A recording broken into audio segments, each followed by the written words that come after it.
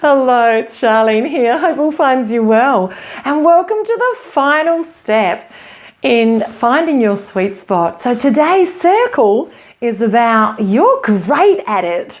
And that's what we're going to talk about today. So where are you now? You've gone through your list of 20 things that you love to do. And then you've asked the 6 questions against that to identify just a handful that have ticked all 6 of the questions. You've checked that off against the final qualifying question, which is things that you don't like to do so much. And you've made sure that the thing that you want to do doesn't involve too many of those things you don't like to do. Do remember though, you can always outsource things you don't like to do. Now, when I looked at my list, I was thinking, how am I going to stick this list together into a life purpose? Like some of them were a little unrelated. It's amazing when you go through and have a look at your themes on your paperwork. So that's the circles you did in the colored textures, and put it all together, you'll see the story emerge. If you're still stuck, as always, don't hesitate to contact me and we can walk through that process together. So you're great at it. What do we do here to turn you into an authority, someone who's a professional, someone who's an influencer in your field? It's easy. It's a 3-step process to turn your passion into your profession. Okay, first you need to know a little bit more. And then the next step is that you need to practice it. And then the last step is you need to share it. The great news is practicing it and sharing it can be done at the same time. So effectively, it's a 2-step process. Isn't that great?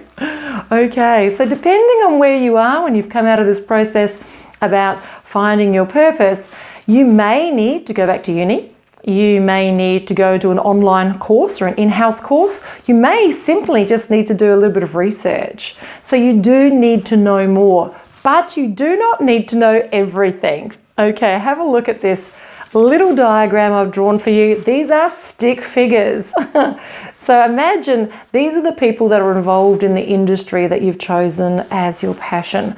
This person here is a consummate professional, someone who knows absolutely everything about everything, yes?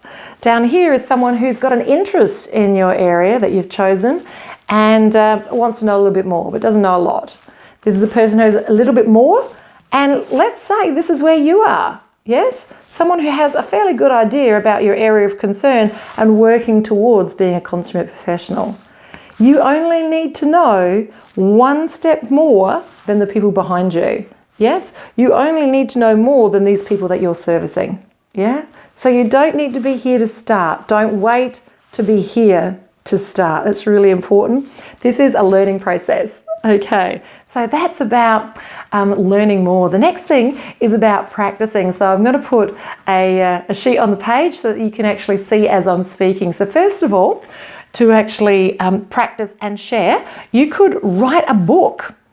You can turn your journals that you're currently writing, and I know you're doing your journals, into a book. You can also turn your blogs into a book. You would be good to be featured in media. So that's television. So build an authoritative website. So a website that really says that you know what you're talking about. Again, if this is not an area of something that you know, you can have it outsourced. Build an active social media presence and have memorable, shareable content with your social media. Have guest postings, have other professionals share in your groups and your page. Connect with other authorities and add value to what they're doing. Speak at industry events, which builds credibility. A great place to start is Toastmasters. Surveys to get data. It's a great way to get information. Blog. It's really easy to blog. You would really enjoy the process, especially if you're someone who likes writing. Organise events in areas of your expertise. Offer free service and product.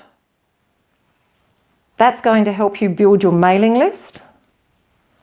Speak on radio or have other podcasts. Create an online course. Hang out in forums. Be people and service orientated and maintain an email list. Okay, so That's some of the things that you can do to move yourself into a level of authority. Now, it depends in what area that you've chosen as to what's relevant there and what's not. You don't need to do all of those. If you want to take it to the next level, all you need to do is share information that is uncomplicated, is straightforward and is clear. Have high energy, be courageous, be productive, and you can take it that step further. Thank you once again for joining me on this journey of the sweet spot and finding your purpose by turning your passion into your profession.